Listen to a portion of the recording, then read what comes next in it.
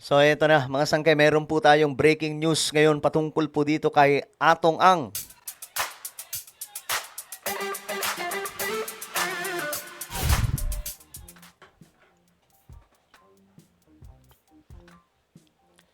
Alright guys, meron po tayong information ngayon na nakalap mga sangkay tungkol po dito kay Atong Ang. So kamusta na kaya mga sangkay? Ano ba? Nakita na mga ba? Meron po tayong update tungkol dyan. Anyway, bago tayo magtuloy-tuloy sa mga hindi pa po dyan, nakakapag-subscribe sa ating YouTube channel. Tayo po ay 1.6 million subscribers na. Padami po tayo ng padami. Kaya naman ano pang hinihintay mo?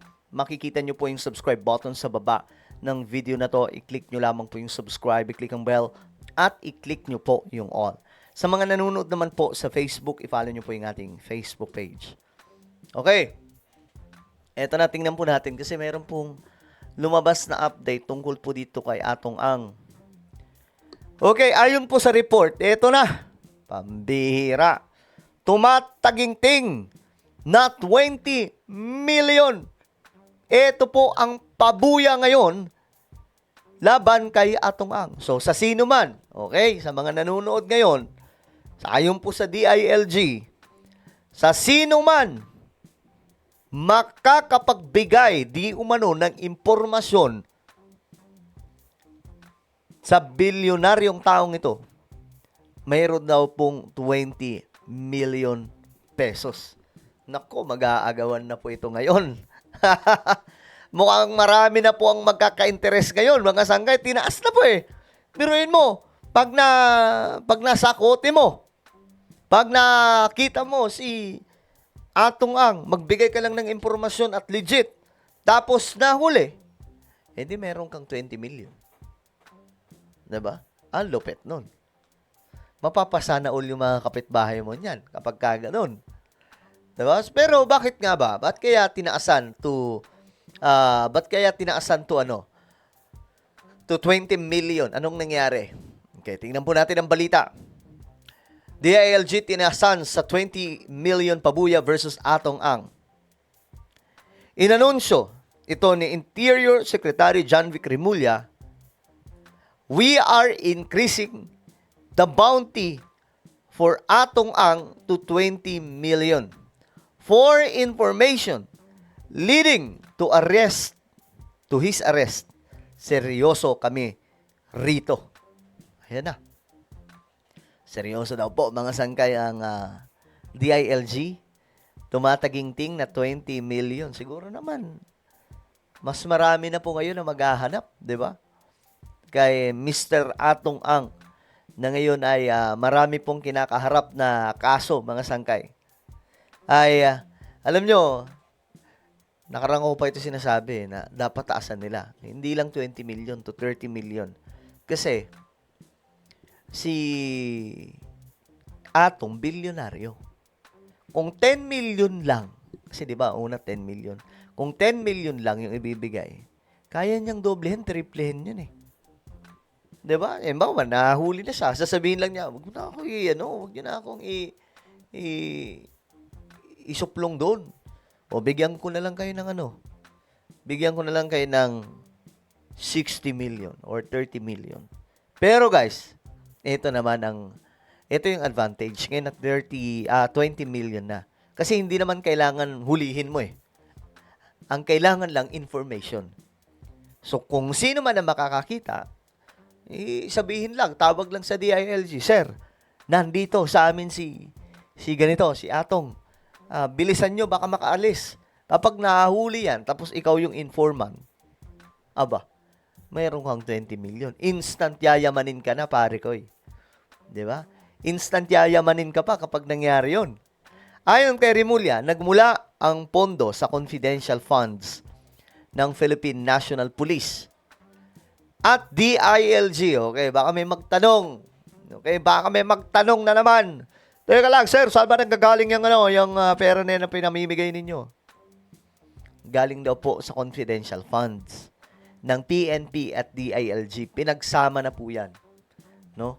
Tumataginting ng 20 million. Ang problema nito kapag nahuli si Atong Ang, lalong lalala ang kanyang kaso.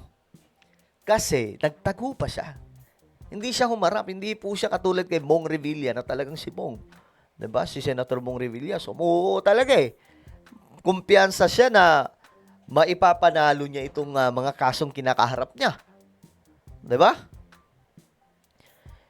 Ang anunsyo ay kasunod ng paglabas ng isa pang warrant of arrest laban kay Ang mula sa RTC Branch 29 sa San Pablo, Laguna. Kaugnay ng kaso ng mga nawawalang sabongero. Oh, sinabay pala ito mga sangkay. Oh, mga kababayan, 20 million na tumataginting na ito. Okay? Pero wag din kayo magbibigay ng information na hindi naman talaga totoo. Baka mamaya, kayo pa yung masakote.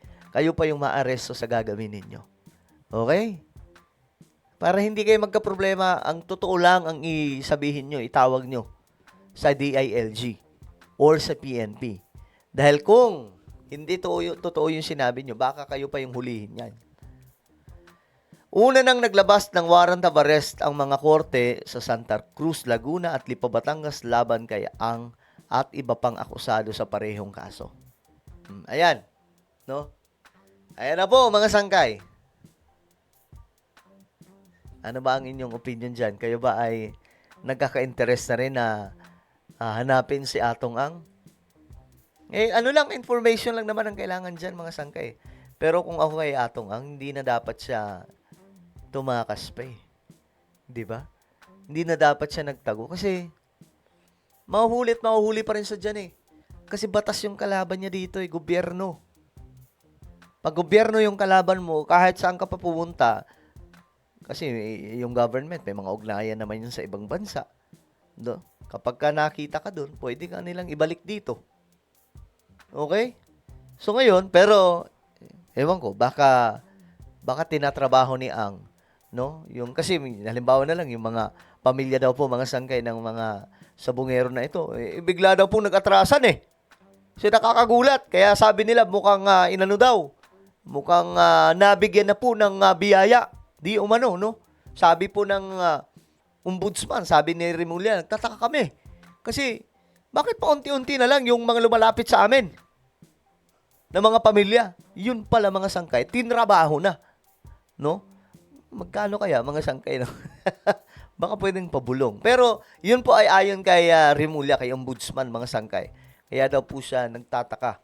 Pero sa kabila nun, itutuloy pa rin nila ang kaso. Yun ang bad news. Kasi gobyerno na po yung kalaban eh. Kahit hindi na po mangialam dito yung pamilya, gobyerno na po ang gagawa talaga ng pamamaraan. Kasi marami pa daw pong mabibiktima itong hindi masasakote. Alright, so ano po ang inyong opinion? Ayan po, 20 million na tumataginting yan.